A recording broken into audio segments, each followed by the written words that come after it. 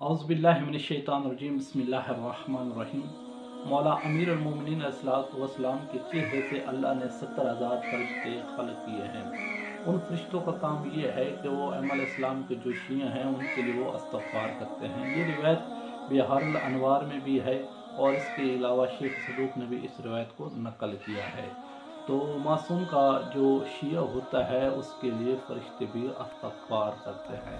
हाँ, वो हकीकी शिया हो, ये ना हो कि मासूम ने जिस शिया के बारे में बताया है उस शिया के अंदर वो खसूसियात होनी चाहिए, ना कि उसके अंदर वो खसूसियत ना होगी तो वो मासूम का शिया नहीं हो सकता। मैं आपको एक मिसाल देता हूँ।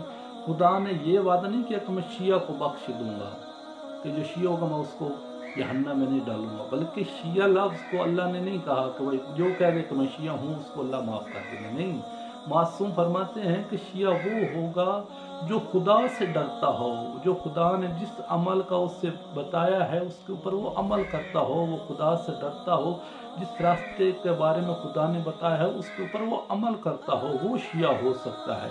और जिस अमल से अल्लाह ने रोका है उससे वो रुक गया हो, वो शिया होगा।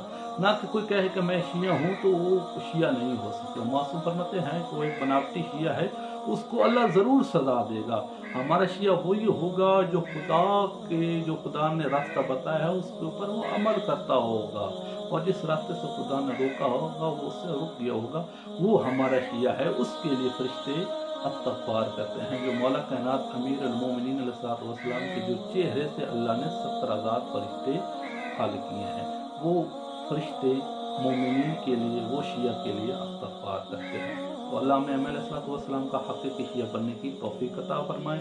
अस्सलामु अलैकुम व रहमतुल्लाहि व बरकातहू।